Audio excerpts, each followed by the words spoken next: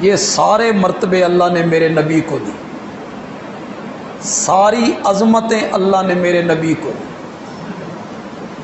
معجزے بھی با کمال دیے، کتاب بھی با کمال دی۔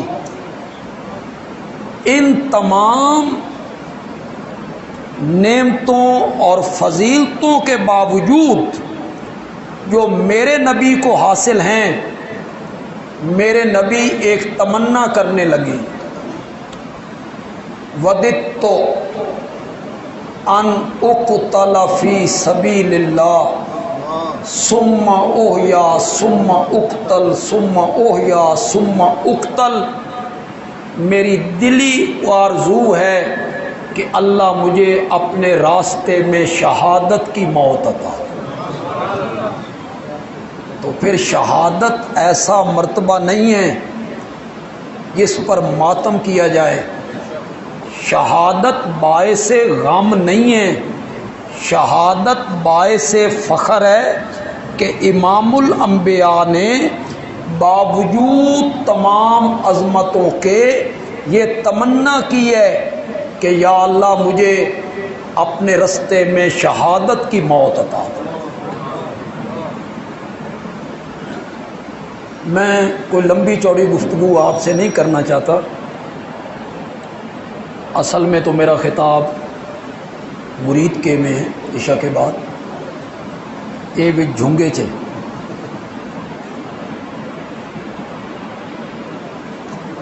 حضرت سیدنا فاروق اعظم رضی اللہ تعالی عنہ کو جانتے ہو؟ معمولی شخصیت ہے، صحابہ میں ابکری شخصیت ہے۔ میں ان کے متعلق ایک جملہ کہا کرتا ہوں، فیس بک پہ بھی وہ جملہ بڑا وائرل ہوا۔ آپ میں سے کتنے لوگوں کو اس جملے کی سمجھ آتی ہے، اس کی تہ میں پہنچتے ہیں، اس کا لطف حاصل کرتے ہیں؟ میں کہا کرتا ہوں خلیفہ ثانی لا ثانی، اس کا ثانی کوئی نہیں۔ معمولی آدمی ہے فاروق اعظم، جھولی پھیلا کر میرے نبی نے انہیں رب سے مانگا ہے، اللہم اعز الاسلام بعمر بن الخطاب۔ موضوع روایتیں اور من گھڑت قصوں کے ساتھ فضائل بیان کرتے رہتے ہیں لوگ، یہ ہے نا فضیلت۔ کب دعا مانگی میرے نبی نے؟ 40 آدمی کلمہ پڑھ چکے ہیں۔ کتنے لوگ کلمہ پڑھ چکے ہیں؟ 40۔ ان میں کون ہے؟ حضرت ابو بکر۔ ان کلمہ پڑھنے والوں میں کون ہے؟ حضرت عثمان۔ ان کلمہ پڑھنے والوں میں کون ہے؟ حیدر کرار۔ ان کلمہ پڑھنے والوں میں کون ہے؟ طلحہ و زبیر، عبد الرحمن ابن عوف، سعد ابن ابی وقاص۔ کتنے بڑے بڑے بہادر اور شجاع لوگ ہیں جو میرے نبی کے دامن میں آ چکے ہیں، کلمہ پڑھ چکے ہیں۔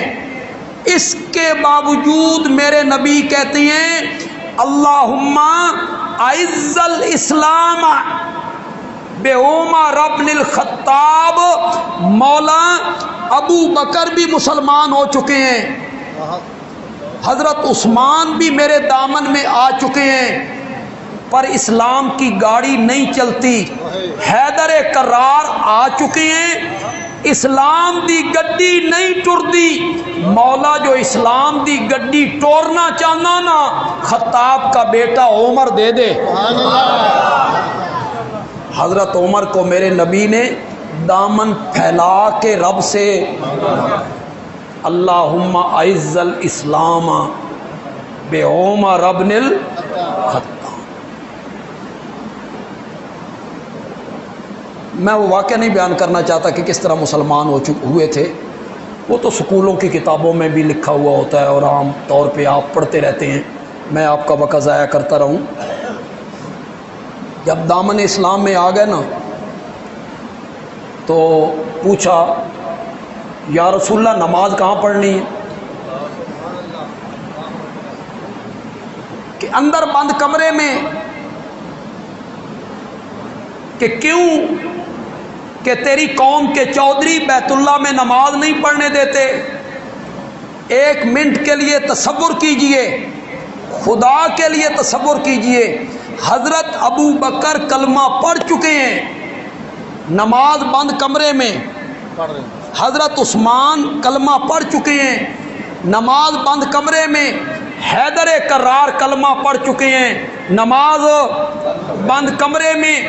جب یہ آئے نا اور میرے آقا نے کہا تیری قوم بیت اللہ میں نماز نہیں پڑھنے دیتی، حضرت عمر نے کہا خطاب کا بیٹا عمر اسلام کے دامن میں آیا ہے، آج نماز بند کمرے میں نہیں بیت اللہ کے صحن میں پڑھی جائے گی۔ یہ سب کو نکال کے کہاں لے آیا؟ بولو تو صحیح ہے۔ لوگ کتنی جھوٹی روایتوں کے سہارے پر فضیلتیں بیان کرتے رہتے ہیں اور ان حقائق کا منہ چڑھاتے رہتے ہیں۔ سب سے پہلے بیت اللہ میں نماز پڑھانے کے لیے میرے نبی کو کون لے کے آیا تھا؟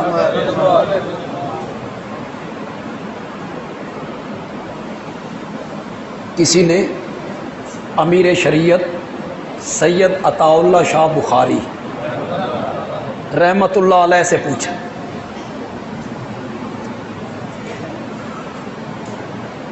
دیوبند کا ایک بہت بڑا نام ہے حکیم الامت مولانا اشرف علی تھانوی رحمت اللہ، بہت بڑا نام۔ ان سے کسی نے سید عطا اللہ شاہ بخاری رحمت اللہ علیہ کے متعلق پوچھا تو انہوں نے فرمایا کہ عطا اللہ شاہ کی باتیں تو عطائے الہی ہوتی ہیں، وہ کہیں کتابوں میں لکھی ہوئی نہیں، صدری نسخے ہوتے ہیں، صدری نسخے۔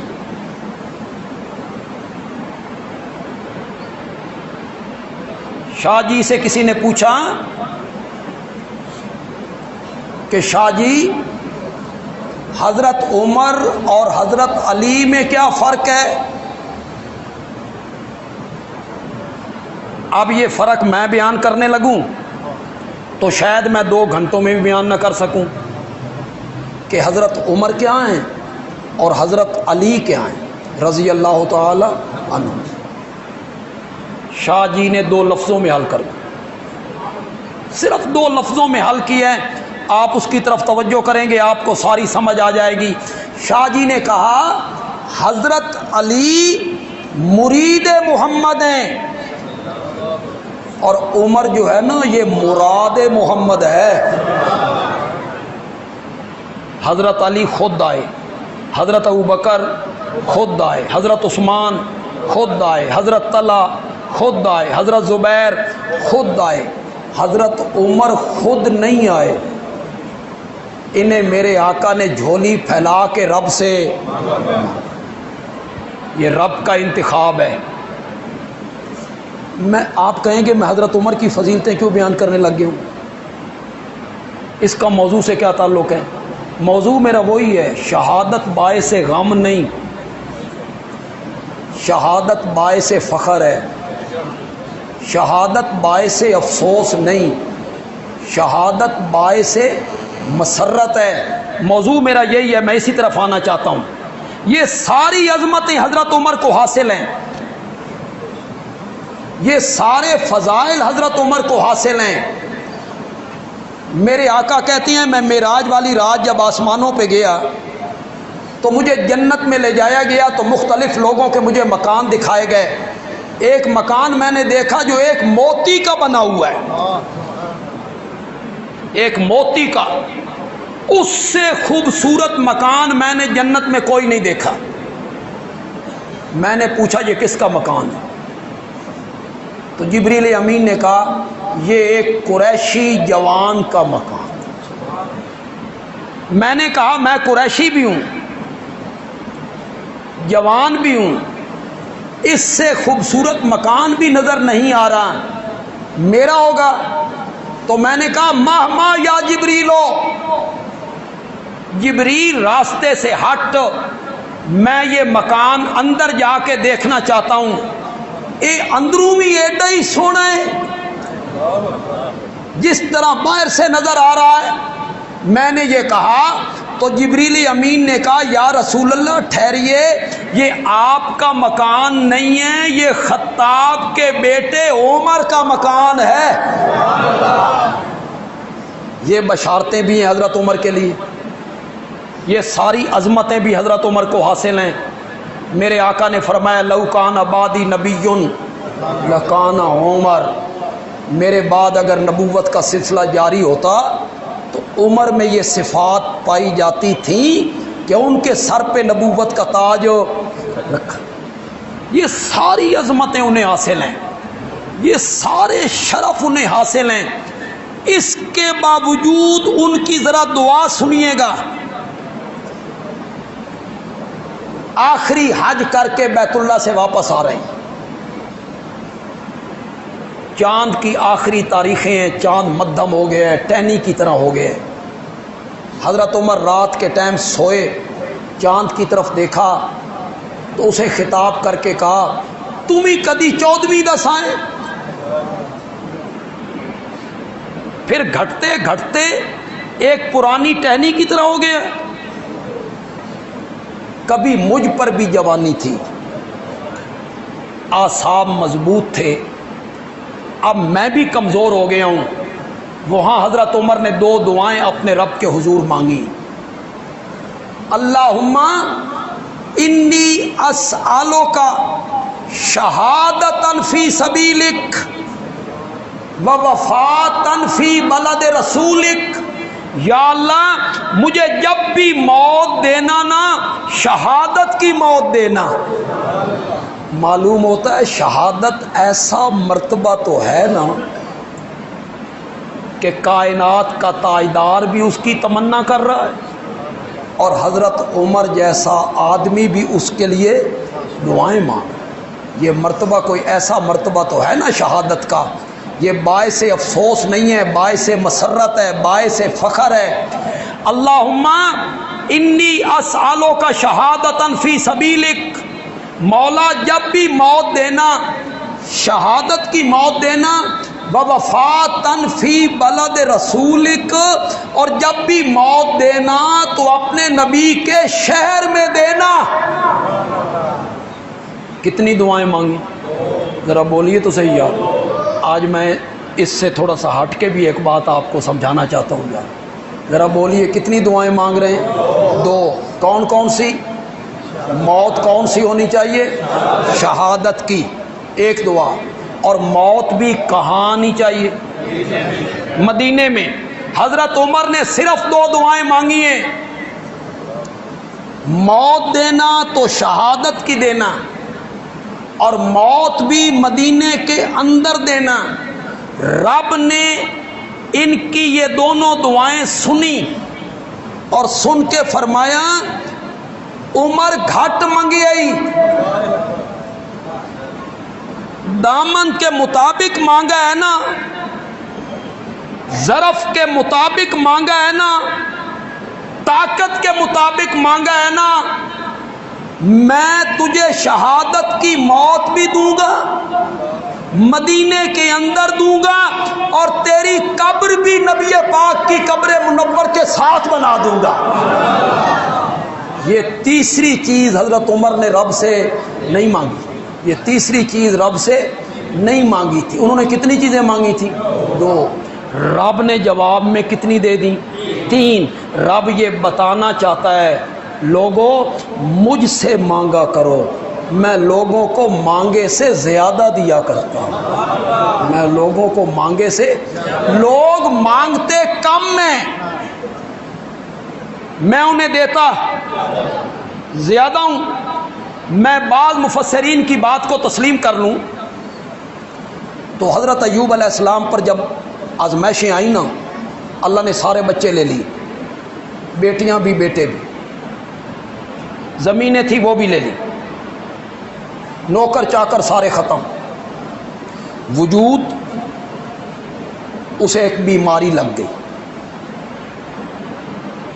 لوگ پہلے مخالف تھے، انہوں نے اٹھا کے جنگل میں پھینک۔ وہ کون سی بیماری لگی نہ اسے قرآن نے بیان کی نہ اسے میرے آقا نے بیان، کسی حدیث میں نہیں، کوئی میرے آقا کا فرمان نہیں۔ ہاں مفسرین نے لکھا ہے، ہم نے بھی پڑھا ہے، ان مفسرین میں ہر مسلک کے لوگ ہیں کہ جسم میں کیڑے پڑ گئے، وہ کوئی کیڑا زمین پہ گرتا تو حضرت ایوب اس کیڑے کو اٹھا کے پھر اپنے زخم پہ رکھ لیتے، ناشکری نہ ہو جائے۔ یہ مفسرین نے لکھا، میں اس کو ماننے کے لیے تیار نہیں، میں نہیں تیار۔ حضرت تشریف رکھتے ہیں، مولانا یہاں بیٹھے ہوئے ہیں، میں اسے ماننے کے لیے تیار نہیں ہوں۔ میں اس لیے تیار نہیں ہوں کہ نبیوں کے وجود کو انتقال کے بعد بھی کیڑے نہیں کھاتے، زندگی میں کیسے کھاؤں؟ زندگی میں کیسے کھاؤں؟ انبیاء کے وجود تو اپنی اپنی قبور میں محفوظ ہیں، میرے آقا کا وجود مقدس بھی اپنے قبر منور میں الان کما وضع، آج بھی اسی طرح ہے جس طرح پہلے دن رکھا گیا تھا، الان کما وضع۔ خدا گواہ ہے، میں کسی چیز کے ساتھ اپنے نبی کے وجود مقدس کو مثال دے دوں نا، میرے نبی کے وجود کی توہین ہو جائے۔ میں نہیں مثال دینا چاہتا، نہیں دینا چاہتا۔ کعبہ کے رب کی قسم ہے، گلاب کا پھول اپنی ٹہنی پر اور مچھلی پانی میں اتنی تر و تازہ نہیں ہوتی جتنا میرے نبی کا وجود قبر منور میں تر و تازہ ہے۔ اسے کوئی کیڑا مکوڑا مٹی نقصان نہیں پہنچا سکتا۔ تو جب وفات کے بعد کیڑے نقصان نہیں پہنچا سکتے، زندگی میں کیسے کھا لی؟ انبیاء کو ایسی بیماری اللہ نہیں لگاتے، ایسا عیب نہیں لگاتے اللہ جس سے لوگ نفرت کرنے لگے۔ کوئی بیماری تھی وہ لگ گئی، شیطان نے اپنے جال پھینکنے شروع کیے بیوی کے ذریعے۔ بیوی نے آ کے حضرت ایوب سے بات کی، حضرت ایوب نے کہا نوبت بہی جا رسید، کہ شیطان کو بھی امید ہونے لگی کہ میں شرک کی طرف چلا جاؤں گا۔ تو بیوی کہتی ہے رب سے کہو نا وہ صحت دے دے۔ کہتے ہیں کہنے کو تو میں کہہ دوں، اور رب جواب میں کہے میرے ایوب حالے اتنے دکھ تنے نہیں ویکھے جتنے سکھ ویکھ کے ہیں، صرف 18 سال ہو گئے، اس میں آپ کی زبان پہ گلا آ گیا۔ پھر انہوں نے رب کے حضور دعا مانگی، انی مسنی الضر۔ لیکن اس سے پہلے ایک بات، قرآن کی آیت کا سہارا لینا چاہتا ہوں، ترجمہ آپ سے کرواؤں گا، آپ ترجمہ کریں ذرا۔ وَأَيُّوبَ اِذْ نَادَى رَبَّهُ، کرو من۔ اور ایوب نے جب پکارا، شاباش شاباش، کس کو؟ کس میں پکارا؟ تکلیف میں۔ کس میں پکارا؟ بیماری میں۔ کس میں پکارا؟ مصیبت میں۔ تو کیا سبق دیا قرآن نے کہ مصیبتوں میں گھر جاؤ، بیماریوں میں گھر جاؤ تو مشکل کشائی کے لیے کس کو پکارنا ہے؟ وَأَيُّوبَ إِذْ نَادَى رَبَّهُ أَنِّي مَسَّنِيَ الضُّرُّ وَأَنْتَ أَرْحَمُ الرَّاحِمِينَ، مولا شفا دے دے۔ جبریل آئے، انہوں نے کہا اپنی ایڑی زمین پہ رگڑیے۔ ایڑی زمین پہ رگڑی، پانی کا چشمہ جاری ہوا، فرمایا پی لو، اندر کی بیماریاں ختم، نہا لو، باہر کی بیماریاں ختم۔ انہوں نے صرف شفا مانگی، صرف یہ مانگا کہ مولا مجھے شفا دے دے، التجا صرف اتنی تھی، اور اللہ نے کہا تو نے صرف شفا مانگی ہے، میں شفا بھی دوں گا، جتنی اولاد واپس لی ہے نا اتنی اولاد بھی دوں گا، اتنی اولاد بھی دوں گا۔ اور بعض مفسرین نے لکھا اللہ تعالیٰ نے کہا کہ اپنے فوت شدہ بیٹوں اور بیٹیوں کی قبروں پہ چلے جائیے، آواز لگائیے، میں انہیں دوبارہ تیرے لیے زندہ کر کے دنیا میں واپس بھیج دوں۔ اللہ سے بندہ مانگتا کم ہے، اللہ دیتا، بولو تو صحیح یار، تو پھر مانگنا کس سے چاہیے؟ سوال کس سے کرنا چاہیے؟ حاجتوں میں سوال کس سے ہونا چاہیے؟ مانگنا تو اللہ سے چاہیے۔ مولا مجھے جب بھی موت دینا، شہادت کی دینا، اپنے نبی کے شہر میں دینا۔ اللہ نے شہادت کی موت بھی دی، مدینے کے اندر دی، اور تیسری چیز جو حضرت عمر نے نہیں مانگی تھی، ان کی قبر بھی نبی پاک کی قبر منور کے ساتھ بنا دی۔ خدا گواہ ہے، حضرت عمر کے لیے کوئی فضیلت ثابت نہ ہو۔ جس طرح ہمارے ملک کا ایک طبقہ زور لگانے پہ لگا ہوا ہے کہ یہ سرے سے مومن ہی نہیں تھے، میں کہتا ہوں کوئی فضیلت نہیں، کوئی عظمت نہیں۔ ان کی فضیلت کے لیے ایک ہی بات کافی ہے کہ آج بھی وہ محمد عربی کے سینے کے ساتھ موجود ہے۔ کوئی عظمت حاصل نہ ہو، یہ معمولی عظمت ہے، معمولی عظمت ہے کہ جہاں میرے آقا دفن ہیں اسی کے ساتھ وہ دفن ہیں۔ بعض علماء نے لکھا، بریلوی مکتب فکر کے اگر کوئی دوست یہاں آئے ہوں جن کا بریلوی مکتب فکر سے تعلق ہے، مولانا احمد رضا خان بریلوی نے فتاوی افریقہ میں لکھا، کئی اور علماء نے لکھا، قرآن نے بھی تھوڑا سا اشارہ کیا، منہا خلقناکم، اسی زمین سے ہم نے تمہیں پیدا کیا، وفیہا نعیدکم، اسی میں تمہیں لوٹائیں گے۔ اس کے کئی مفہوم ہو سکتے ہیں۔ ایک مفہوم تو یہ ہو سکتا ہے مٹی سے بنایا ہے، دوبارہ مٹی میں ملا دیں گے، اور کچھ علماء نے اس کا مفہوم یہ لیا کہ جس مٹی سے بندے کا خمیر بنایا جاتا ہے نا، مرنے کے بعد اسے اسی جگہ پہ لوٹایا جاتا ہے۔ سمجھو کہ نہیں سمجھے؟ کاموں کی کہ قبرستان سے اگر خمیر اٹھایا ہے نا کسی کا اس کی تخلیق کے لیے، تو مرنے کے بعد وہ اسی قبرستان میں آئے گا، اور جس کا خمیر اٹھایا گیا جنت البقیع سے، مرنے کے بعد وہ، یہ دعا تم بھی مانگا کرو، اللہ 2 گز قبر کی جگہ جنت البقیع میں عطا، اس سے بہتر کوئی جگہ، اس سے اعلیٰ کوئی جگہ نہیں۔ دعا مانگنے میں کیا حرج ہے یار؟ وہ چپ کر گئے ہو یار، ہاں دعا مانگنے میں کیا حرج ہے؟ آگے پوری تو رب نے کرنی ہے،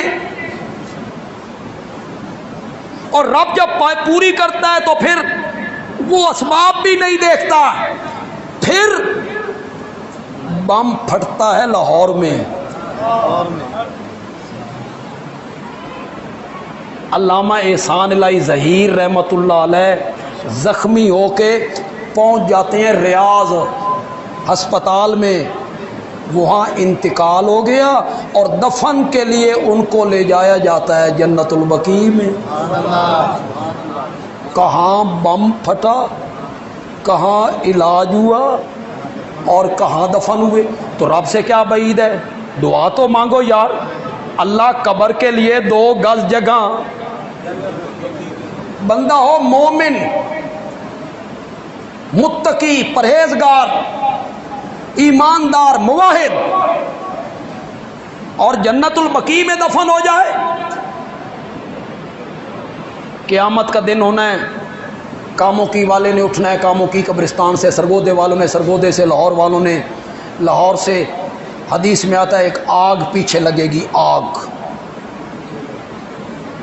اس کی دہشت اتنی ہوگی لوگ بھاگتے جا رہے ہیں، بھاگتے جا رہے ہیں، بھاگتے جا رہے ہیں میدان معاشر کی طرف، آگ پیچھے لگی ہوئی ہے۔ کیسا منظر ہوگا؟ ہولناک منظر ہے، پیچھے آگ ہے۔ اور جنت البقیع میں جو دفن ہو گئے نا، جب وہ اٹھیں گے نا تو سامنے دیکھیں گے نبی پاک کھڑے ہیں، حضرت ابو بکر ہیں، حضرت عمر ہیں، حضرت عیسیٰ ہیں، 10,000 صحابہ ہیں۔ جتنی عزت کے ساتھ، جتنے احترام کے ساتھ، جتنے اکرام کے ساتھ اللہ میرے نبی کو میدان معاشر میں لائیں گے، جنت البقیع میں دفن ہونے والے بھی اسی کے ساتھ ساتھ چلتے ہیں۔ اس جیسی موت کہیں کی نہیں۔ دعا کیا کرو۔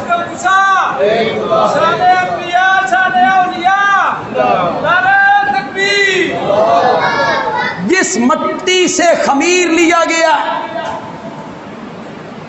اس کی تخلیق کے لیے جہاں سے اس کی مٹی اٹھائی گئی، مرنے کے بعد اسی جگہ پہ دفن ہوتا ہے، اسی جگہ پہ دفن ہوتا ہے، اسی جگہ پہ دفن ہوتا ہے۔ بندیالوی کہتا ہے پھر مانو جس مٹی سے آمنہ کے لال کا وجود بنایا گیا تھا، اسی مٹی سے ابو بکر و عمر کا بھی وجود بنایا گیا تھا۔ جس مٹی سے بنایا جاتا ہے اسی مٹی میں لوٹایا جاتا ہے۔ تو میں نے عرض یہ کی ہے کہ شہادت باعث غم نہیں، شہادت باعث افسوس ہو نہیں ہے، شہادت باعث ماتم نہیں ہے، شہادت تو باعث مسرت ہے، شہادت تو باعث فخر ہے۔ شہادت کا جام پیتے ہوئے صحابی نعرہ لگاتا ہے فزت برب الکعبہ، فزت برب الکعبہ، مجھے کعبہ کے رب کی قسم ہے میں تو کامیاب ہو گئی، مجھے کعبہ کے رب کی قسم ہے میں تو کامیاب۔ بس آخری جملہ کہوں گا، اس کی تشریح بھی نہیں کروں گا، لیکن وہ میرا جملہ شاید ساری تقریر پہ بھاری ہو جائے، کہوں گا بھی ذرا آہستہ کہ جوش میں کہا جائے تو لوگ ویسے ہی سبحان اللہ کہہ دیتے ہیں۔ وہ قومیں کبھی کامیاب نہیں ہوتی، وہ قومیں کبھی کامیاب نہیں ہوتی جو پچھلے شہیدوں کو پیٹتی رہیں،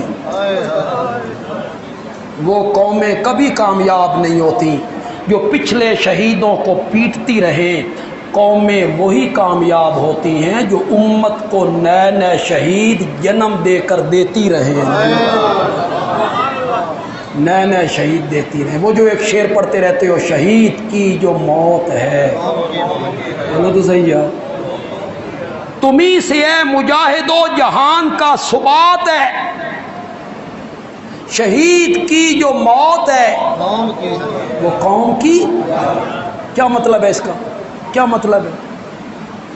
مثلا اللہ ہمیں بچائے، ہمارے ملک کو بچائے، ہندوستان ہم پہ حملہ کر دیتا ہے، حملہ کر کے سرحد کراس کر لیتا ہے۔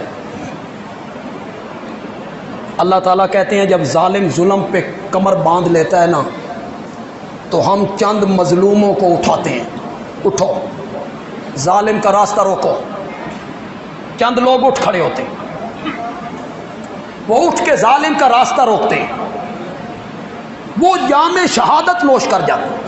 وہ نوجوان جو ہوتے ہیں نا جام شہادت نوش کر جاتے ہیں۔ اگر وہ جام شہادت نوش نہ کرتے اور ظالموں کا راستہ نہ روکتے تو وہ کافر ہماری آبادیوں کے اندر آتے، ہمیں قتل کرتے، ہماری عورتوں کی عزتیں لوٹتے، ہمارے بچوں کو نیزوں کی انیوں پہ اچھالتے۔ چند نوجوانوں نے قربانی دی اور پوری قوم کو زندگی بخشی۔ شہید کی جو موت ہے وہ قوم کی حیات۔ اللہ تعالیٰ عمل کی توفیق عطا فرمائے۔ الحمدللہ۔